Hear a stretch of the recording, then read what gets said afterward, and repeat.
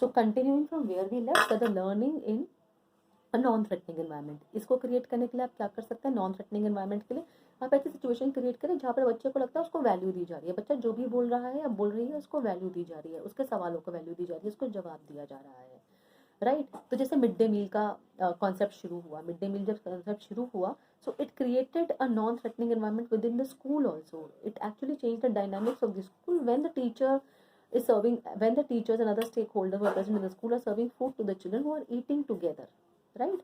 So एक association हो सकी बच्चों के साथ, एक नॉन थ्रेटनिंग एनवायरनमेंट क्रिएट हुआ। उसके बाद कम्युनिटी का पार्टिसिपेशन, पेरेंट्स को स्कूल में बुलाना, पेरेंट्स टीचर मीटिंग जब हम करते हैं पेरेंट्स को स्कूल में बुलाते हैं, उसको वहाँ तक सीमित ना रख के उनको स्कूल का हिस्सा बनाना। जैसे हमने स्कूल मैनेजमेंट कमेटीज आरटीई में भी देखा कि स्कूल की पेरेंट्स और कम्युनिटी स्कूल का हिस्सा बनती है। तो जब कम्युनिटी स्कूल का हिस्सा बनती है तो बच्चों को फिर से एक नॉन थ्रेटनिंग एनवायरनमेंट मिलता है। आपके क्लासरूम में सवाल पूछने के तरीके से बच्चे को नॉन थ्रेटनिंग एनवायरनमेंट मिलता है। अगर आप एक ही तरह का आंसर एक्सपेक्ट कर रहे हैं तो वो थ्रेटनिंग एनवायरनमेंट क्रिएट करता है कि मैम को जो आंसर सही लगता है मुझे वही आंसर देना है। But if you are open to multiple answers it creates a non threatening environment, right. तो लर्नर्स इन कॉन्टेक्स्ट की बात जब करेंगे तो लर्नर्स इन कॉन्टेक्स्ट की बात से हम ये करेंगे कि करिकुलम जो है नॉलेज को प्रेजेंट करेगा in front of learners by understanding their context and it will create a meaningful learning. Textbook culture के ऊपर कंटेक्चुअल नॉलेज को इंपॉर्टेंस दी जाएगी, नॉन थ्रेटनिंग एनवायरनमेंट क्रिएट किया जाएगा। This is a way learner can be put in context and then learning is going to happen, right. अब इसके बाद ये भी करिकुलम का ही हिस्सा है और करिकुलम और नॉलेज का एक तरह से रिलेशनशिप भी डिफाइन करता है। Now next we come to development and learning. How what do we understand about development and learning. No, development and learning अगर हम बात करें तो क्या ये करिकुलम का हिस्सा है, पहला सवाल ये आता है।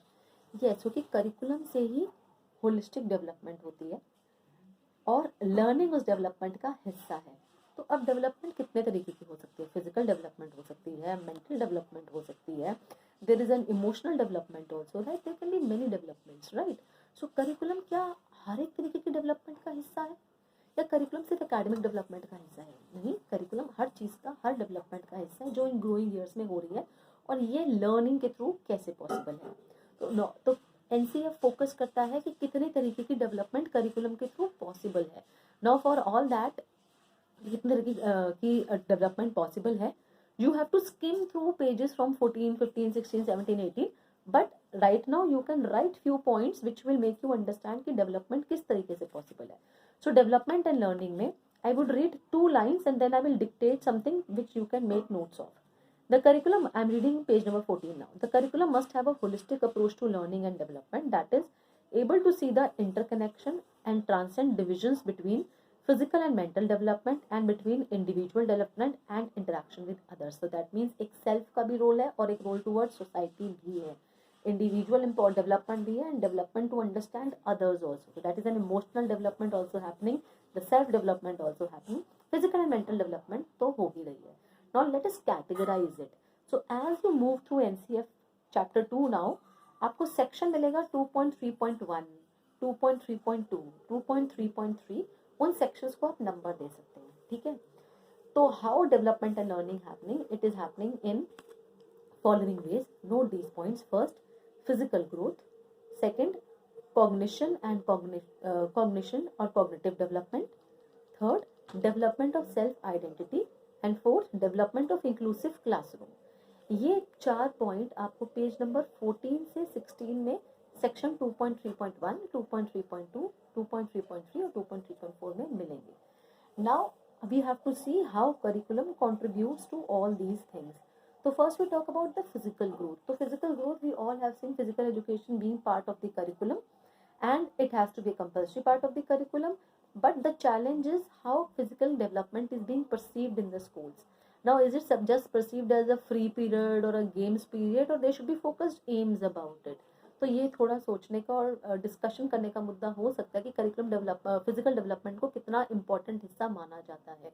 एट टाइम्स क्लास 12th में हम फिजिकल एजुकेशन का सब्जेक्ट सिर्फ इसलिए ले लेते हैं because we want to improve our scores, right. So are we looking at this kind of physical development? No, we are looking at physical development so that people in future can also take physical sports as their careers, right? So physical development में performing arts भी आ जाता है, right? तो physical development through dance भी promote किया जा सकता है, through sports activities भी promote किया जा सकता है. There can be many ways. So you can read this. It's a very general information written over there. Cognitive और cognition की बात करें तो अगर हम कॉग्निशन की बात करें तो अगर आपको याद हो हम कॉन्सेप्ट फॉर्मेशन की हमेशा बात करते थे जब हमने LME पढ़ा है। तो कॉन्सेप्ट फॉर्मेशन क्या होता था, if you people remember concept हमेशा, if you try to remember how we understood concept formation, तो किसी भी मीनिंग किसी भी फैक्ट को जब हम मीनिंगफुल वे में क्रिएट करते हैं, मीनिंग या उसके साथ हम एक मीनिंग किसी भी फैक्ट के साथ अगर हम एक कॉन्टेक्स्ट लगा देते हैं तो हमें कॉन्सेप्ट मिलता है, राइट। और वो कॉन्सेप्ट फॉर्मेशन जो है डिफरेंट लेवल्स पर होती है, पहले प्राइमरी कॉन्सेप्ट बनते हैं, फिर सेकेंडरी कॉन्सेप्ट बनते हैं, फिर आर्बिट्री कॉन्सेप्ट बनते हैं, right. So cognition and learning happens in this way, it leads to a mental development also, right. So इस सेक्शन में I will read 2-3 lines which are very relevant, you can underline also. Cognition, it is on page number 14 again. Cognition involves the capacity to make sense of the self and the world.